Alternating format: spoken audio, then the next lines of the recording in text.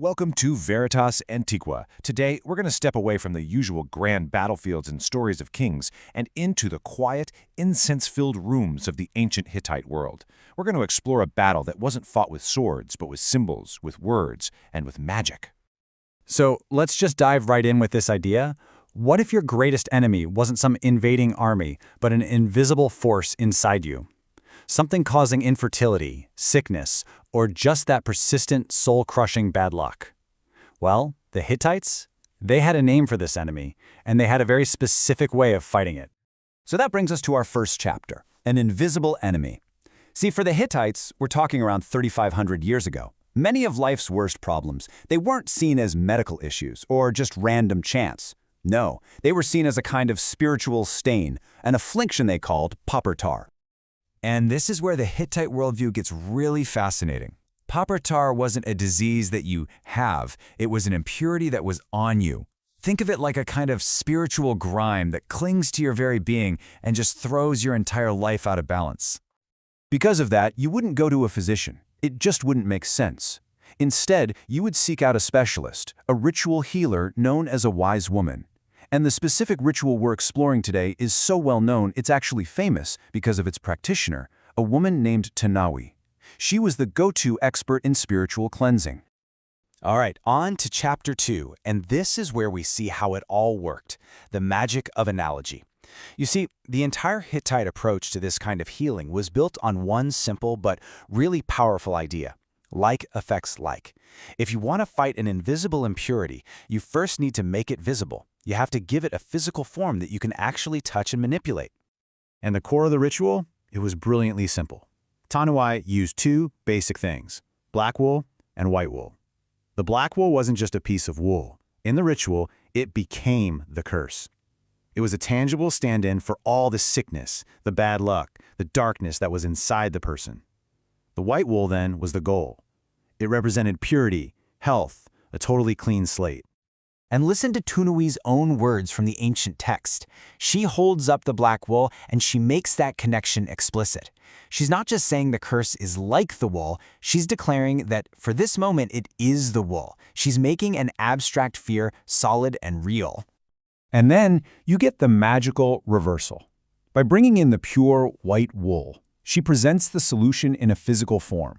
Suddenly, the path to healing is clear and visible. You get rid of the black, you bring in the white. It's an incredibly powerful psychological anchor for the patient.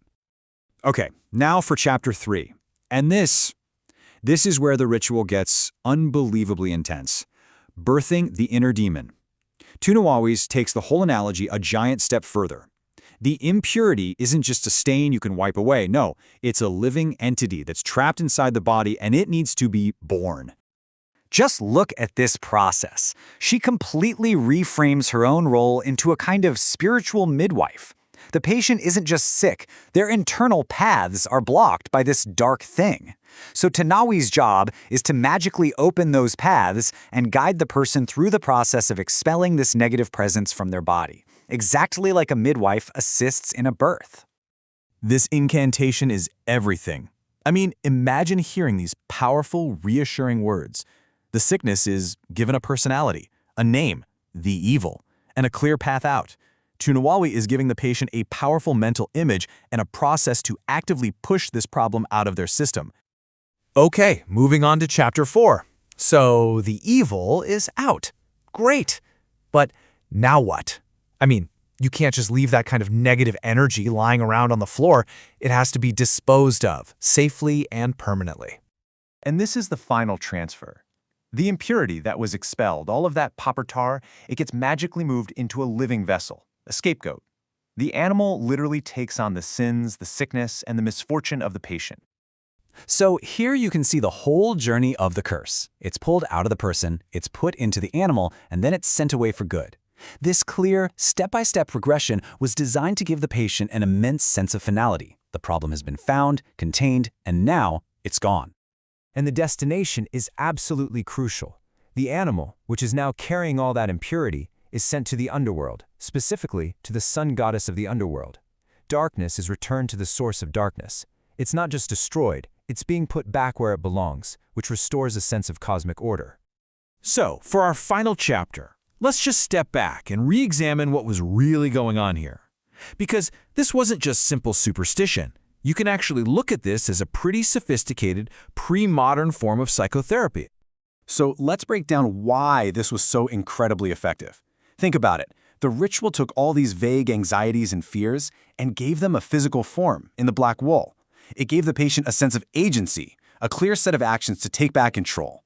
It externalized the problem. It wasn't a flaw in you, but a thing on you that could be removed.